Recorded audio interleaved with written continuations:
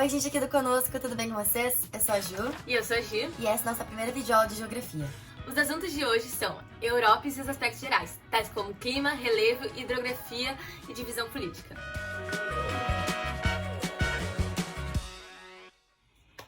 Então, gente, o primeiro tópico é a regionalização da Europa, que pode ser feita por diversos critérios. Os principais são os critérios físicos, que definem a Europa como uma península da Ásia, e o histórico-social, que define a Europa como um continente, pela sua cultura e sua história mesmo. Já emendando no segundo tópico, que é a divisão política da Europa, a Europa é composta por 50 países, sendo o maior deles a Rússia e o menor deles o Vaticano. Bom, de terceiro tópico, a gente tem os limites da Europa. E é dividida pelos 4 pontos cardeais. No norte, então, nós temos o principal, que é o Oceano Glacial Ártico, e alguns mares, como, por exemplo, o Mar do Norte e o Mar Báltico, que fica entre a parte interna da Europa e entre a Península Escandinava. Já em relação ao leste, nós temos a divisão entre a Ásia e a Europa, que é feita pelos Montes Urais, o Rio Ural, mais a sudeste ali o Mar Negro, o Mar Cáspio, o Cáucaso.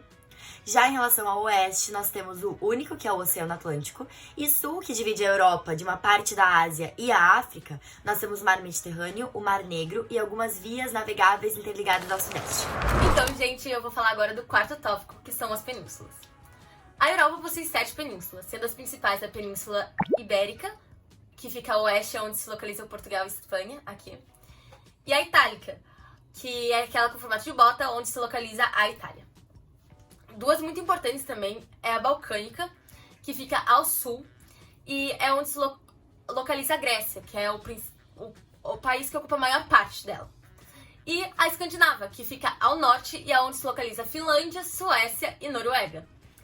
Também temos a Kola, que pertence à Rússia e fica ali do ladinho da Escandinava, e a Jutlândia, que é onde se localiza a Dinamarca, que fica logo embaixo dos Alpes escandinavos.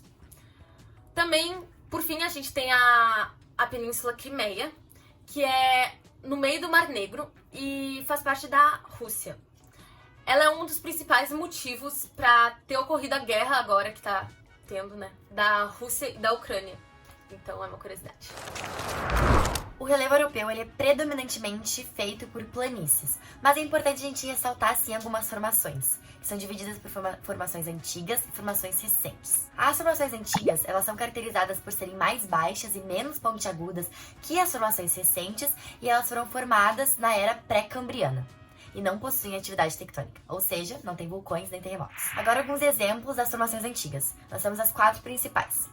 Os Alpes escandinavos, que ficam ali na Península Escandinava, os Montes Urais, que ficam nessa divisão, né, na fronteira entre a Ásia e a Europa, o Maciço Central Francês, que fica ali na França, e os Peninos, que ficam na Grã-Bretanha. Já em relação às formações recentes, elas são caracterizadas por serem mais altas e pontiagudas, por não terem sofrido tanta atividade de erosão, e possuem sim atividade tectônica, ou seja, é uma área de vulcão e terremoto. E por último, alguns exemplos das formações recentes.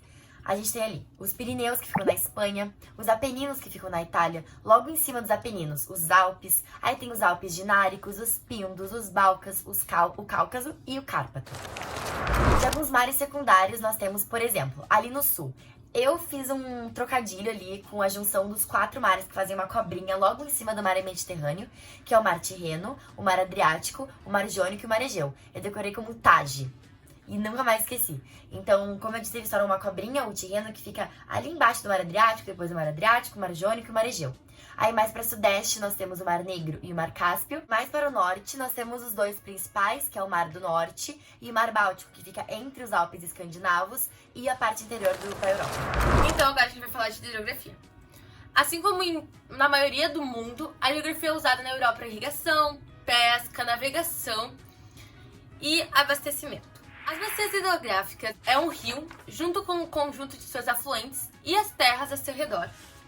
E essas bacias são delimitadas pelos divisores de água, que geralmente são partes mais altas do relevo, como montanhas ou Alpes, que separam as bacias do resto do território. Então agora a gente vai falar sobre os rios. O maior rio da Europa é o rio Volga, ou Volga, que surge na Rússia e deságua no Mar Cáspio. O rio Danúbio é o rio que passa por mais países na Europa. Ele nasce nos Alpes também e deságua no Mar Negro. É importante não confundir o rio Danúbio com o rio Reno. que nasce também nos Alpes, porém ele sobe e deságua no Mar Norte. Então o rio Danúbio, ele é horizontal e o rio Reno é vertical, dá pra pensar dessa forma.